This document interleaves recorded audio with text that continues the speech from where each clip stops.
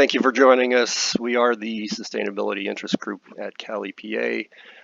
We are primarily California Environmental Protection Agency staff or former staff who, of course, are here to protect air and water quality and reduce waste and toxics and pesticide use and environmental health hazards. So that's your audience, Michael. Michael, again, thank you so much for joining us. So as a brief introduction, Michael, you were the Undersecretary of the Natural Resources Agency about 26 years ago, I believe.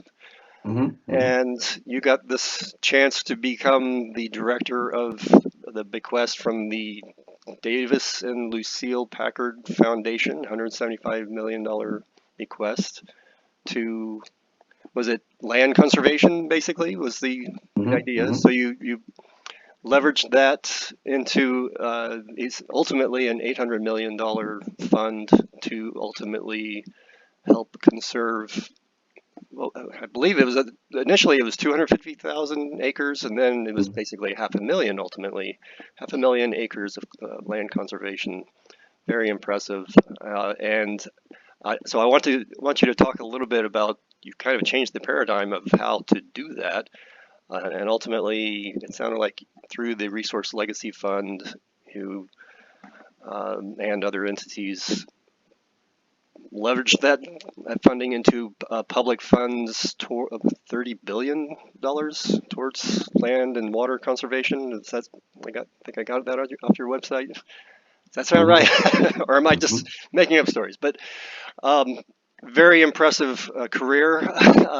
So again, thank you so much for joining us. I want to look at this as we are Cal EPA staff very interested in environmental protection, even in our own backyards, and you have obviously spoken to philanthropists, funders who can help conserve 500,000 acres in California and other areas nearby. But we can also be land conserve. We can also conserve our own land, have native plants, grow potentially, have endangered plants even, a lot of the similar topics. So I wonder if you might ultimately share some of the similar topics that you've shared with all those philanthropists who are hopefully funding that program.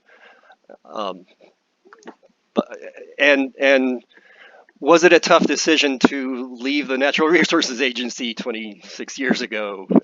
Certainly, in retrospect, I think things kind of worked out for you, huh?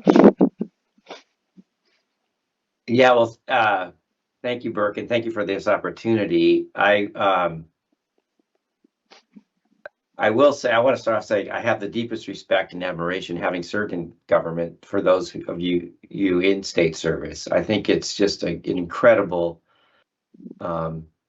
public service you're doing, and it's so important. And I don't think the public fully appreciates how hard everyone works and how much you actually do to make things better.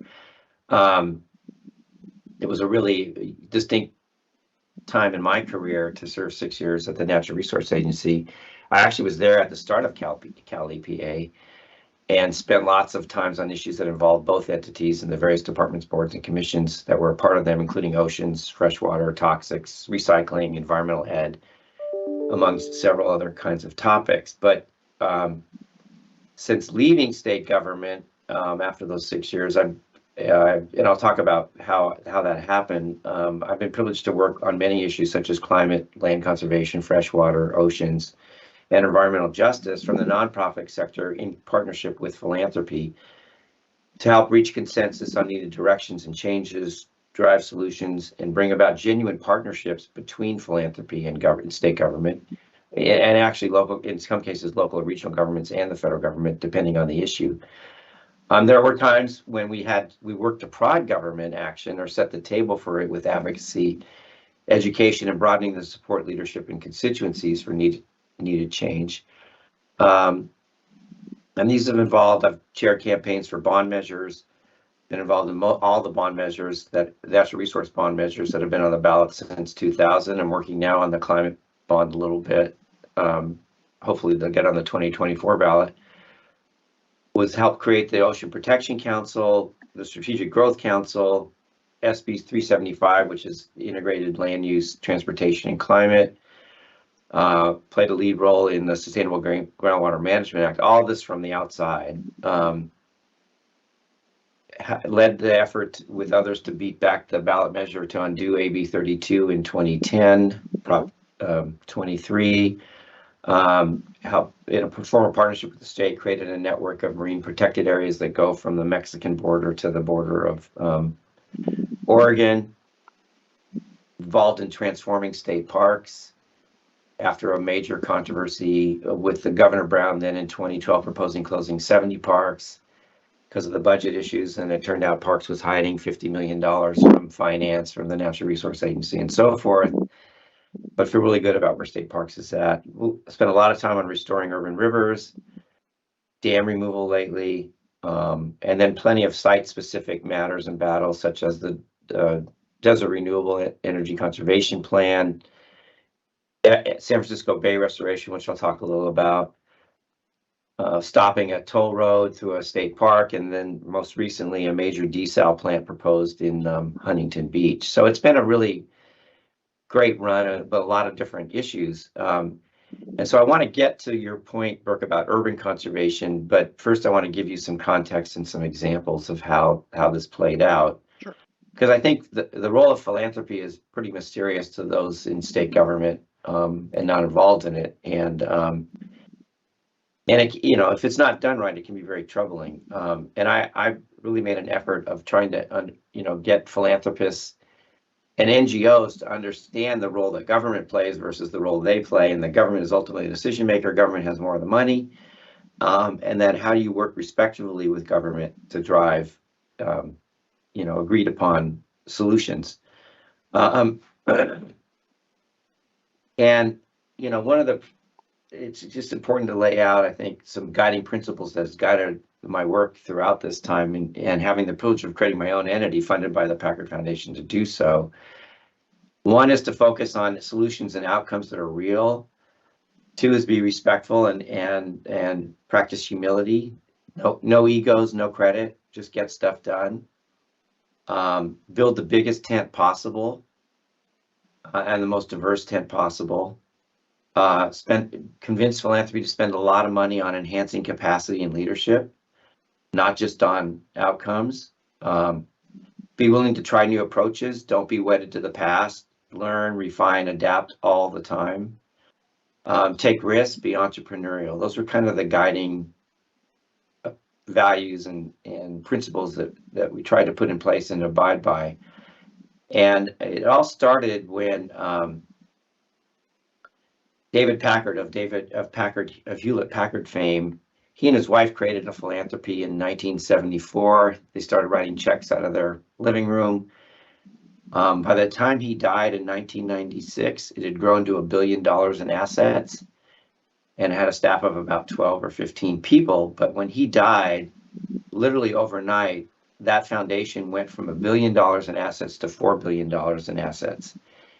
And the IRS with foundations requires a payout of 5% a year of their endowment. Okay. So they had to increase their grant making budget but fourfold within a year. And so I was still with state government, but I had worked with Packard and some of the other California foundations and trying to get them interested in stuff that I thought was important for the future of California. And they called me about could I put together quickly a list of priorities for land acquisitions on the Central Coast, priorities for the Natural Resource Agency, because they need to get rid of $15 million within 6 months. It's a great problem to have, yeah. but you want to do it right. So I put together a little SWAT team with the Coastal Conservancy, state parks, Fish and Game at the time, Wildlife Conservation Board. Didn't involve any of the Cali EPA entities, but of like, what are the priorities that these agencies want to see happen, and very quickly helped Packard do two deals that were enlarging state parks, and one was important for fishing game.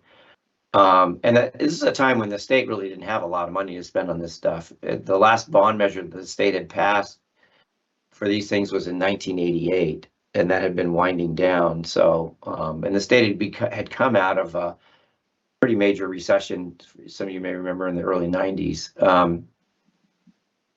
So they were very happy with that, and they loved it. And then they asked if I would be willing to leave state government to create a new program for them that would, as you mentioned, that would spend $175 million over 5 years, that would protect key landscapes in California. And when I think back on it, at the time I had very young kids, ages like 10 and 6, and had no idea where this was going to lead. But I thought, well, this is too good of an opportunity to pass up. So I actually formed a consultancy through another entity and designed this program that the board then approved. And the first deal we did was actually a 7,500 acre property with this program on the Santa Cruz coast called Coast Dairies, which has now become a national monument, and also it was an Obama monument, but also the coastal part of it, 7 miles of coast went to state parks, the interior went to the Bureau of Land Management. And it was kind of a message too, to the Packard Foundation spent $20 million on that. I raised another 15, and the state put in 6. And there were 138 homes proposed on it. It's an incredible piece of property with old growth redwoods, 4 major streams, steelhead habitat, and so forth. And it just sent a signal that things were going to change in California. You could think bigger, you could think longer term in terms of land conservation. But I was really in sort of doing reconnaissance, and they gave me 6 months to plan this out. While the acquisition got most of the money and was the sexy part of it, I made sure that we had money and convinced the board to go along with what I thought were really important other parts of this, which was policy work, public financing work, capacity building for organizations, and planning, do science-based planning about what needed to happen, and take a landscape approach. A lot of well-meaning land conservation is done out of passion for an area that certain people want to do, but it's not with regard to how do you put things together in a landscape level that is going to make a difference long term. I mean, now we have a climate lens obviously on it, but for corridors, for habitat, for linkages, and that are going to be sustainable over time, not getting engulfed by incompatible development. So we really mapped out, it was focused on the Central Coast from northern Santa Barbara County to San Mateo County, the Central Valley, both the San Joaquin and the Sacramento Valleys, and the Sierra Nevada. But the policy work was statewide, the public funding work was statewide, and the capacity and planning were more focused on those geographies. So, at the end of it, as you said, we set an initial goal of 250,000 acres over 5 years and maybe $400 million. We turned out to save over 500,000 acres and $800 million. Now, part of that was we got other philanthropy involved in this, but we did help drive bond measures in 2000, Props 12 and 13, some of you may remember, and in 2002 was Props 40 and 50. And I ran the 40 and 50 campaigns and learned a lot in doing so. In terms of how to put together broader coalitions, how to work with diverse interests. And the reality, which has stayed true to this day, is that, voters in Latino, Black, Asia Pacific Island communities tend to vote 10 to 15 points higher than the whites do in favor of these bond measures. Okay. So spend a lot of effort working with those, leaders in those communities to get them more engaged and how to reach their voters, and also how to support the things that are important to them. And I felt good about changing what, in the past, prior to that, the way these bond measures were put together was kind of referred to as pay to play. Those who contributed got projects listed in those measures. We changed that because we were able to raise separate money and just what are the priorities for the state, and worked, talked to a lot of state officials and a lot of other people about what, and just had broad categories of priorities as opposed to individual, never named any individual projects. So before your Resources Legacy Fund group, were like the Nature Conservancy or groups like, I don't know what organizations were around before that, were they not as involved in bond initiatives and they were just soliciting funds directly? They were really led by what was then the Planning and Conservation League, many years headed by Jerry Merrill. They were really the leads, and he had this formula of pay to play. He would get contributions by getting groups to put up what projects they wanted, and they would, donate money to the campaign. Mm-hmm. So we were able to change that, and the Nature Conservancy, Trust for Public Land, were key players in that, among other groups. There are a lot of groups, but we tried to broaden it, make it much more professionally run, with hiring real campaign consultants, spending money on polling. We had the privilege of having more money, but do it in a much more professional way and turn it into the way you would do a political campaign. Yep. And bring on consultants from some of these other communities and work with legislative leaders and so forth. So really, and that's carried through to Iran Prop 84 in 06. There was, the Governor Brown had Prop 14 on the ballot in 2014. There was a big flood control bond we were heavily involved in. I think it was 1E in 06.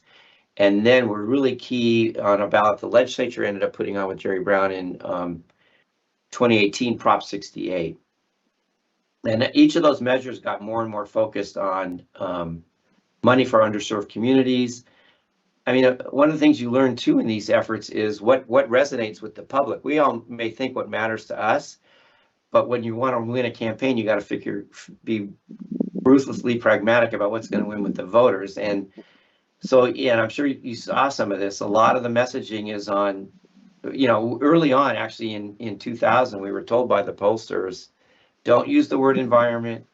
Don't have any environmentalists out front as the spokespeople on this. Don't have environmentalists signing the ballot measure. That's not where the public's at. So focus on safe drinking water, focus on air quality. We talked a lot about our land, our air, our water. That was one of the taglines we used. But it's, it's a lot about safe, clean drinking water. It's clean air. It's using nurses and doctors, public health issues. Firemen were, very attracted, particularly after 9/11, to using campaign things. And they could speak to the water stuff. Now wildfire is polling really high, as you can imagine. So, and I just to give a real example of where we played this Packard program out is one close to here is the Cosumnes River, is one of the remaining undammed streams left in California. It's 20 miles south of Sacramento. It's really a fabric of what the San Joaquin Valley used to look like, with woodland habitat, major place for migratory birds, compatible rice growing, compatible agriculture, organic agriculture going on. And now, what started off as just a pipe dream is literally, you go up the Cosumnes, it's probably close to 100,000 acres of land, either in easements or preserved in a real landscape level approach. And a lot of public money went in, but it was philanthropic money that did the planning, that prodded helped bring about the public money, and a lot of agency involvement across the board, federal and state and locals. And there's other areas like that, but I just thought that made it more real. The other thing we did is we made sure on land acquisition projects where it was next to or adjacent to a river that they got the water rights involved in it so that they could control more of the water. And again, it's, I have a lot of admiration for the spending that the government does, but at times it's individual projects and you don't aggregate them up to see what you're getting. You're actually probably getting more. And when you aggregate it up and look at the totality of what you're doing, than just the individual projects. But, and I've learned that government agencies, it's not in your budgets. It's not a focus point to communicate how much the public is getting in return for these expenditures over time. So I'll just say that with the success of that and my relationships, we're able to develop a lot more in terms of other philanthropies coming into this. We put integrated water management into Prop 50. It was a big effort in Prop 84. It's taken hold. A lot of this work showed us the importance of, again, the urban populations and how they get a lot of the burdens, but not all the benefits of the environment. And so we created a program on children and urban rivers. We focused on the Otay River in San Diego, the LA River in LA, the San Joaquin River in Fresno, and the Tuolumne River in Modesto, and brought a lot of those communities into that, created funding in these bond measures for urban rivers, and programming for children's and after-school programming and stuff that these communities didn't have access to. As a way to both, because it was morally important, but also was politically important to make these communities feel more part of the solution and more part of getting the benefits of the environment. You're reminding me of when I was, young in my 20s. I moved to California in the early 90s, and I saw the Sutter Buttes, kind of that geologic anomaly north of Sacramento, and thought, okay, I'll just drive up there and see if I can go hike up there. And I think I must have driven all the way around, just all around the fences that apparently, you have one chance a year to go in an organized hike up, who knew? So it's an interesting conundrum that to what do you set aside? How do you, land conservation? Here we are. And then I've taken a walking tour since then down in San Diego, the Coronado Island, south of the hotel. At the end of the peninsula of that island, there are a bunch of high rises right on the shore. And I want to say they look like they're from the 70s, but according to the person at the walking tour, they're saying that was what scared people into, we need to stop building on the shore, and that's what led to the California Coastal Commission, I think, to protect our shoreline, so we don't look like Miami all the way from San Diego all the way up to Mendocino or whatever. That was a 1972 ballot measure and then a 1976 one. But the slogan in that campaign was "Where's the beach?" Yeah, because people were losing sight of how to get to the beach because it was just getting developed. Yeah. So I'm a bit of a California transplant, but it's interesting that it's, you can get to the beach, kind of like in Hawaii. I think there's a requirement that you have to be able to get to the beach. Yeah, of course. Yeah.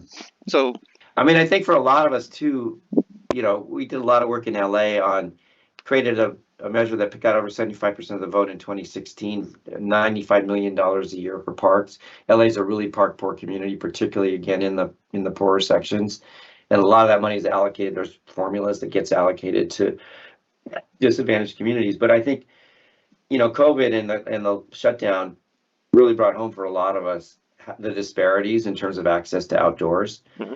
And what that and there's just incredible evidence now coming out of the medical community about the physical and mental implications of that, mental health implications of that. Mm-hmm.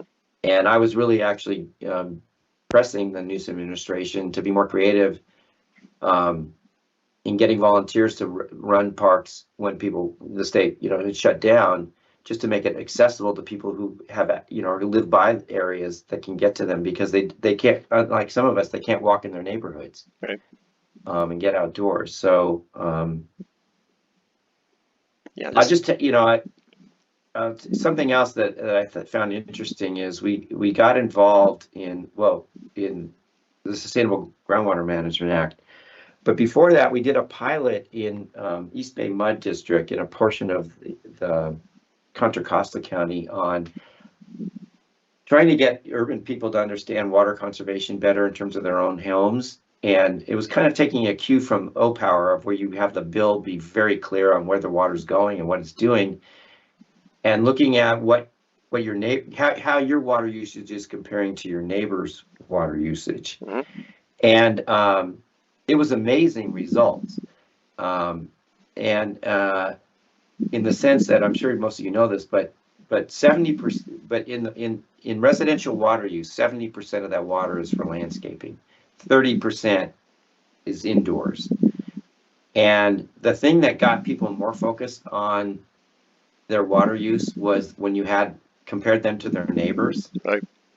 It's just interesting how we're all just want to be, we want to be as good as our neighbors, right? Mm-hmm. So it really, over a trial period of a year, it really changed water usage in this. It was a 10,000 home pilot effort, which now has been expanded. But I'm even, I'm really disappointed that even LA Department of Water and Power, during the last drought, they started a program of having incentives for people to get rid of their lawns and to plant, a very lucrative incentive actually, and to do native plants and drought-resistant plants. And they dropped it, and now it's not as attractive. But it started to really make a change there, and it's things like that that make a real difference. That not just in water uses, but just people's understanding of their connection to all these issues and they're Right. living these issues. And I saw a headline, something about we just renegotiated the water rights through the Colorado River, and agriculture is going to be, we can no longer rely on agriculture for, as a California thing, because it's going to be so much more expensive now. Great. Yeah, but look at the crops they're growing in the Imperial Valley. Look at the crops they're growing in Arizona with all that water, and you just have to shake your head. Right. Right. Yeah. And yet, I think Nevada gets something 1 point something percent of that water, and they're banning any kind of grass from now on, and any residential grass, and I think they're the canary in the coal mine where we really can't continue what we're doing. Yeah. And I think what you said about food, having gardens. I've tried to get this work for people to understand what it means in their lives, Yeah. And how they can be part of, being more public spirited and conscious of what they're doing that affects everyone else. So this water rights thing, the parks thing in LA, using native vegetation, integrated water management. These are all things that are designed to get people to be more conscious of what they're doing that affects the environment. Yeah. Somehow something crossed my radar. The Villages in Florida is like the largest single or privately owned land. It's basically kind of like a 55 plus community in the central Florida. And conservative probably in the sense that it's mostly 55 and older folks. You look at the properties; it's all single family, kind of very standard residential grass, a lot of grass. And I was trying to figure out, can you even grow a garden in your backyard in the Villages? But believe it or not, Ron DeSantis signed the bill in 2019 saying no local ordinances can prevent you from putting a garden in your front yard. So even that is allowed now. So hey, we should be going in that direction. Yeah, we really should be. And these water agencies should be providing incentives for people to do the right thing. Yeah. Yeah, I think I converted my lawn. I want to say it was like $3 a square foot, whatever it was, and then they upped it to $6. And like, yeah, I could have held out for better, but yeah, those programs do seem to kind of come and go, unfortunately. So yeah, I am hopeful that the state's now focused on 30 by 30. That has a big access component, but an urban component to it, and a tribal component, and also the focus on nature-based solutions to climate will bring in more of these urban considerations. 30 by 30. In addition to all the programs that Cal EPA has. I remember. Remind us what 30 by 30 is. So Governor Newsom issued an executive order in 2020 that by 2030, California will have conserved 30% of its land and 30% of its coastal waters. And this is a whole global effort that actually the scientist Edward E.O. Wilson created. He wrote this book called Half the Earth, where he calculated that we got to save half the Earth in some fashion to really meet our biodiversity, but also our climate goals. Mm-hmm. And so the 30 by 30 is an interim step. He proposed getting to 50 by 2050. 30 by 30 is an interim step on that. So California has about 5 million acres on land to go. It's, it's federal land, state land. It's preserved about, and there's definitions for what's preserved, 25 million acres. It needs to get to 30 million acres. Some of that's going to come from new federal designations on monuments and roadless areas and so forth, but a lot of that's going to come from private land. And some of it's going to come from mitigation, really good mitigation projects too. But the governor and the Natural Resource Agency have added elements to that on equitable access, on urban conservation, and on tribal rights, which I think are really important. So, in your career, have you had to really get into the details of why land conservation at the heart of it is so necessary? I mean, we throw out biodiversity and et cetera. Do you get into the details much with you're speaking to philanthropists, et cetera? Um, I know you're preaching to the choir, but why is it so important? Ask the basic question. Yeah, well, first of all, it's amazing to me, a state of now more than 40 million people, if we hadn't done some of these things over time, what we would look like, right? What Yep. would we be like, and what would we function like? I mean, it's actually quite astonishing how much California. I know there's a lot more to be done, and things maybe could have been done better, but it's pretty amazing, with a state this dynamic and this diverse, how much has actually been done. So, and look, there's a lot of NIMBYism involved in this. We all know, for better or for worse. There's a lot of passion. My thing with philanthropy has been, let's try to do it right in terms of let's having a basis, a rationale for doing this. There's aesthetic reasons for doing it. There's scientific reasons for doing it in terms of biodiversity, in terms of wildlife, in terms of climate now, in terms of wildfire prevention. And there's equity issues involved in this, that it's not just a matter of acres. Right. It's a matter of, making sure that all communities benefit from this, for mental and public health and emotional health reasons and physical health reasons, not just for scientific reasons. So I've spent some time going deep on that and going through the research that's been done on this, both from scientific and medically, of the benefits of this to society. Mm-hmm. Do you also? And it's trying to move it from trying to change the debate from a nice to have to a must have. Mm-hmm. And I think we've made some progress on that. We're not always there. This is not just a luxury of the wealthy. This is actually a societal need to have land conserved. Yep. That has multiple benefits. Do you know much of the history of just even the concept of land conservation, how far back it goes and all of that? I mean, you referenced to me the great book on Teddy Roosevelt and Gifford Pinchot's effort regarding fires, but some of this came about. The Europeans really started this, but it was all private lands, right? These were feudal castles and so forth that Right. the public had no access to, and there's great writers in the 19th century in America, Emerson, Thoreau, and others about the importance of land preservation. But the way it, my understanding of the history, it took hold actually was as the United States started developing wealth and people willing to travel, they wanted to show that they could be as good as Europe. So that's how this whole park idea came about. With the first one actually was created as a state park. Abraham Lincoln signed the law ceding Yosemite Valley and the Mariposa Grove to the state of California for preservation in perpetuity. And then Yellowstone was in 1872.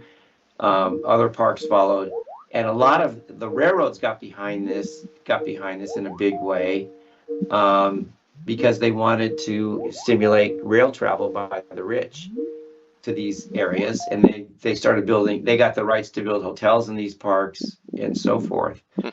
And then it got into, the National Forest Service was created, and a lot of land set aside for forestry, actually to help the timber development in a lot of ways, but preservation was added to that. So, and it's evolved, every so often since then, to take in lots of different kinds of areas, more agencies involved in it. And I think more recently has been, more since the post-World War II, but particularly starting in the 70s, much more of an urban focus on this. Some of the few times I've been to Europe, it was interesting going to Berlin, for instance. It is the King Ludwig's whatever, the Baron whatever's property, Right. and it now they have it's somewhat urban and it's Ferris wheel and you can go biking, but it was his own land where he went hunting, and that's kind of their only way of preserving. Right. So large the effort in the U.S. was, we're going to democratize this. We're going to make it open. I mean, right. it is, it is open to the public. And Yeah. they felt very proud about that. Yeah. That the book, The Big Burn, that I read before this meeting, was talking about how Gifford Pinchot, the first director of the Forest Service, U.S. Forest Service, went to Europe and learned about forest protection from I think in France, and they were enamored with what opportunities we had to preserve land. Just kind of the Wild West back then, kind of early 1900s, 1907ish. And so, yeah, he was the first director of the U.S. Forest Service and had no forest initially, and then finally had land to preserve, and just practically there was no concept of land conservation 120 something years ago, other than just kind of a natural doing it. But then it was also fire protection beyond that, and that was kind of a new concept until this giant fire, larger than any fire, even Paradise and all that we have today, 120 something years ago in Montana. So, yeah, interesting kind of background that it's a short history that we have of actually conserving land, and you're a part of it. So, yeah. Yeah, and then there were major battles between the Pinchots and what they call the utilitarian concept of land for multiple uses versus the Muir concept Right. of land just for preservation. And so, and that's continued to play out. The Big Burn is a very good story, and they talk about senators, U.S. Senator, one who's got the most contributions from the oil industry, and was just not ashamed of it, and just basically had the perspective that we should just have land dedicated to oils and oil refineries and railroads, and the people should be secondary. And who was it? Teddy Roosevelt and Gifford Pinchot had the alternative view of it should be land for the people. And I think they found that in reality, is if you've ever seen the show Deadwood, it's kind of this out in the middle of the Wild West, and people are on public land, getting mineral, using a mineral rights, and doing things they probably shouldn't, and prostitutes and all this. It's the Wild West back there, kind of thing. But not quite for all the public to enjoy at the time so much. But it did become the land that we can go to Yosemite and Yellowstone and et cetera till today. So things they were able to set aside millions of acres back then that you just can't do today. And so 100 years later, you're able to put together even half a million acres with philanthropic funds is quite a feat. Seems like that's it's a new. No, we I talked about the California work, but we broadened it to working throughout the West, and then we got involved in Mexico and Baja, and we actually we started a great program with First Nations in Canada in 1 billion acres of boreal forests. Wow. Working there too. So it's I think that I have to say I have trouble now with some climate funders who I greatly respect and admire, but they are so focused on mitigation and the technology and engineering solutions for climate that they don't see value in some of these nature-based solutions to climate, which involve land conservation, which involve better management of land resources. And they see, well, that's a land issue. I'm not a land funder. I'm a climate funder. And I think, that's a distinction you're making, but it's not one based in reality. Right. It's all interrelated. So if you could, by my estimate, if you could set aside 800,000 acres in California, which is, by my estimate, all the residential properties, I think, would that be something you'd go for, but also having each individual property owner maintaining that land, if you could put actual native plants on it, et cetera, and not have, more water rights than you need to, things like that. It seems like it's one thing to set it aside, but also to manage it and prevent fires, and there's a lot of ongoing maintenance beyond that. Yeah, and I think that's actually a role. I mean, I think philanthropy could help set it up, but I think ultimately government has to play that role in terms of providing the incentives and having regulatory frameworks that make the incentives work, Mm-hmm.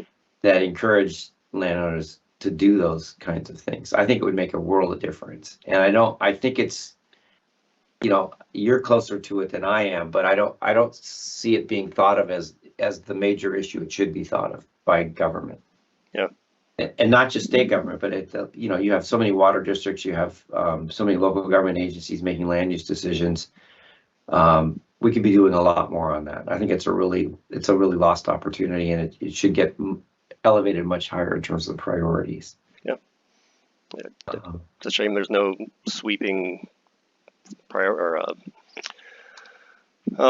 that addressed the replacing your lawn kind of program statewide.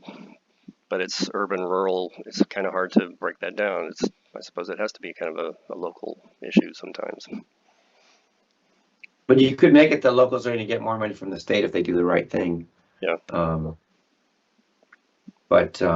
Yeah, I just think it has benefits beyond just the actual,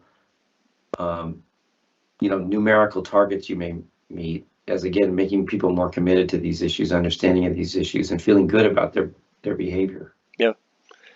I have a coworker who lives at a single family house.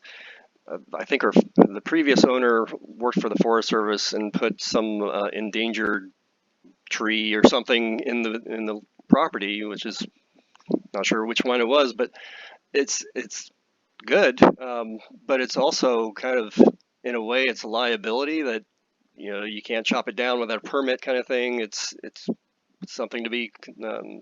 It's a double-edged sword, I guess.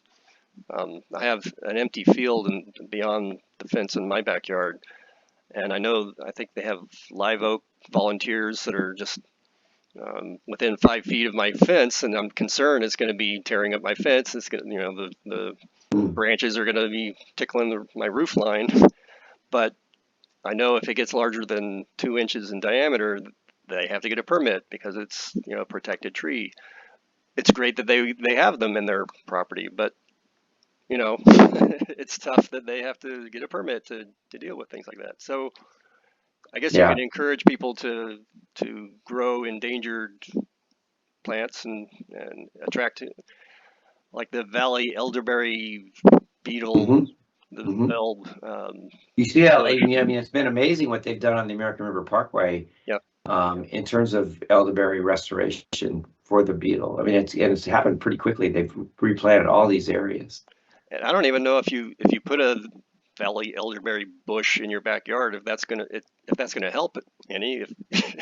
The beetle's not gonna magically find that one bush in your backyard, or I don't know. Who knows? If we all did it, it'd just go hopping from one to another. Who knows? But I saw this even when I was at the Resources Agency, and I know it's changed a little bit, but it turns out the state was subsidizing so much development in rural exurban areas by the fact that local governments were people wanted to have their own 5 acres. Yep. They wanted to be, but make sure they were near, hospitals and schools and stuff. The insurance companies were not charging differential rates for wildfire. We actually convened insurance companies to really get them to understand this. The local governments were permitting this everywhere, particularly in the foothills of the Sierra Nevada. Mm-hmm. And when a fire would break out, the state would be paying the cost of putting out the fire. Right. See, if you start having regulations in place, incentives in place, but also people having to pay their freight of what they've done, the cost it's imposing on everyone else, it would change behavior. And our agencies, the Department of Toxic Substances Control, goes in and gets all the gas cylinders that you have for your barbecues that's going to blow up if you don't take care of it Right. carefully, and pesticides and all that. Let's clean that up, and then my agency, CalRecycle, goes in and does the rest of the cleanup because your foundation is cracked and you may not be able to deal with it, and we're going to clean it up for you. Yeah, it's expensive. It's kind of job security for a bunch of us, but should it be? Should it be what the state is doing for? Well, I think it's great for our jobs, but I just think the people who are causing those costs should be, paying those costs, reimbursing those costs. Sure. Well, I've been selfish. I'm sorry. I should open it up to the floor here. We have still plenty of people here. If anybody has any questions, please feel free to jump in, raise your hand, all of the above. Don't want to monopolize the conversation, so please feel free. Many people who are longtime members still here talking may have many questions. I don't know.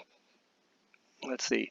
Yeah, you're reminding me in Florida. I just saw some video again. I happen to be watching something about people's insurance on the coast doubling, and there's one insurance agency, Citizens or something, that is jumping in, and they can still get insurance, but now there's a new law that says if any other insurance company comes within 20% of that quote, they have to take that insurance. It's kind of like the insurance wars now, especially in Florida is kind of the another canary in the coal mine for climate change. When you're on the coast, absolutely, yeah, it's going to be a big issue. Here we are with water rights here in California. Yeah, another big issue. It's another issue that I know Cal EPA and your various departments and boards and so forth has a major role in is permitting. And I feel really good about some work we did again with philanthropy in the context of the San Francisco Bay. We helped pass a measure in 2016 that provided $500 million for bay restoration. But one of the things I discovered in that effort was how long it takes to get permitting from the 7 agencies, including the Regional Water Board and US EPA and the Army Corps and the San Francisco Bay BCDC, among other entities, to get permits for restoration projects. Mm-hmm. And even Audubon. And so we worked with these agencies, hired a consultant who worked for the Corps of Engineers, was respected by the Army Corps, to develop a permitting process for restoration projects where the agency's committed to using a single application, yeah, and agreed to time frames, not changing any laws, all the requirements, but agreed to time frames to make decisions within. And 2 years in the running, people are talking about it still working, and it's been very successful. And I do think, I'm not suggesting to weaken any laws, but I do think it's worth spending time to think about permitting systems that cut across agencies, where as opposed to preventing the worst, you're actually trying to encourage good things to happen. And I know there's an effort, again, by Newsom of cutting the green tape that I'm sure some of the Cal EPA agencies are involved in. We really need to, it's a different world with climate and with all these other issues to think about how to make the permitting process work for things that we want to see happen. Mm-hmm. That's a little differently than the permitting process we have for things that we're trying to prevent bad things from happening. I used to manage a reporting process for local governments in California, and just let's line up the deadlines. with all the other Yeah. reporting that they have to do. Let's do some coordinating here so that let's get in the mind of local jurisdictions and all the requirements that they have to jump through. Yeah, just coordinating is huge. I'm also implementing regulations for a bill that just came out last year, I think, that says we should use existing processes as much as possible. Existing, for local jurisdictions, if they're using existing processes, we should try to use those as much as possible. That should be kind of a standard language for any bill, pretty much. It's a shame if we have to reinvent the wheel. So. I think that would have a lot of benefits for the urban conservation issue you're trying to focus on too. Yeah. Well, come on, anybody, feel free to jump in. I know we've had, I don't know if anybody's here who's converted their own lawns. Dustin and Leona, I don't think I see them here, but we've had meetings talking about the challenges of converting your lawn to. It's very expensive, right? It's very expensive to do the right thing.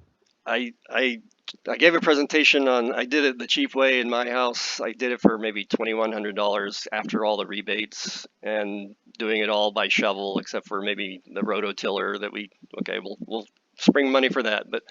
Otherwise, pulling up all the grass and putting it in the green waste every week, not getting a big dumpster and just the slow and cheap way. But still, I cheaped out on all the mulch and I put maybe 2 or 3 inches down and I should have put 5 and weeds are taking over. So, replacing lawn with weeds, it's a challenge. So it's still something to maintain and, there's no easy answer sometimes. So I think part of it is just changing perspectives of getting used to people, getting people used to looking at a lawn that's no longer a lawn. Looking at stuff just sprouting out all over. And my lawn is kind of a work in progress. So I'm pulling out things and putting in new things all the time. So it's a living thing instead of just a bare grass. I prefer this way at least. And yeah, I don't miss mowing, especially. See, I think the philanthropy, I mean, if you could play a role in just educating the public, or even, in some areas about how lawns just they're not native to California. I mean, you look at Tucson, Arizona, what they've done over the years is amazing in terms of native plant vegetation. Yep. Somehow we've got to get people to change their notions that having a lawn is actually a good thing. It's actually not. It's not aesthetically pleasing, and it's environmentally not helpful at all. And that's kind of a role philanthropy can play. Government can't really do that. Well, except to provide incentives, but to educate the public on the damages that lawns do for the environment. And it seems like it's just kind of I guess when we were kids, we played on the front lawn, and now it's play date time. You just don't have much purpose for a lawn other than separating your house from the noise of the street. So yeah, you can still have more of an urban. Well, and then I've seen some people convert their lawns into AstroTurf, and Cal Recycle, that just cannot be good, right? It's made by fossil fuels. It's just not gonna. Right, my neighbors. Yep. Yeah. And I think it's either next year or the year after where California has banned, I think, gasoline blowers. I mean, all of us have living in various neighborhoods during COVID have realized every day the noise of not to mention the air pollution, but the noise caused by gas, blowers. It's just ridiculous. Yeah, and it's surprising that the technology is up to speed. I have, plug in everything, and if you have somebody a service for that, if they have a battery that will run it, that will last long enough, that's one thing. But they have to have access to the plug somehow. You got to make sure you have an outdoor plug, I guess. Anyway, but yeah, that's. I like the thing in the chat by, I think it's Rabbit Rabbit. Yeah. Corbin. It's very true. I have not been maintaining that. Sorry. Right? What did you say? The original purpose of lawns was to show how wealthy a person was. They had so much money that they could afford to let their land lay unproductive. The whole idea is just bougie. Yeah. Yeah, even like Park Avenue, the idea of having a strip of grass between the streets is, yeah, very bougie, very. This is Park Avenue, of course. Yes. I had a quick topic I'd like to bring up too. So thanks, Michael, for all the information. This is really interesting discussion. Um, I live down in Fresno, and the urban areas are being taken up, and the urban sprawl is just absolutely terrible. We have these beautiful grasslands leading up into the foothills, vernal pool habitat, things like that, and they've been turned, from grazing land into just, being completely bulldozed over, flattened into these new housing developments. And I was just wondering, how we can make a difference in an issue like that, or if you have any, recommendations for those types of issues we see in our community. Urban sprawl, is that kind of the. Yes. Yeah. Well, Especially when it's encroaching on, habitat, like natural ecosystems being converted now into housing land. Because we see a lot of agricultural land converted, but that's not necessarily, in the pristine ecosystem environment still. We're seeing, more and more of that too as they keep running out of all types of land they want to build on. so yeah, I think it's a really great issue and really important. And it's another interplay of sort of regulatory policies and incentives at the local level, whereby it's become cheaper to buy and develop land further out than it is to do infill. And again, the regulatory processes at work and the market-based pricing are not based on sort of how to position it more favorably in terms of the future. And so I think I'm a big believer in local government setting up urban growth boundaries and making it much easier to develop within those urban growth boundaries, and not undermining needed laws, but making it much easier and making it much harder to develop outside those urban growth boundaries. And it's really not. It's been done in a lot of places successfully, and it's just hard to get California. We don't have a strong state land use program. It's a lot of voluntary, although SB 375 was somewhat of changing that, but it's a lot of incentives. But if the incentives only work if you have a really strong regulatory underpinning, and some of that too is driven by the changes that Prop 13 brought about, where property taxes are capped, and local governments want to create more opportunities.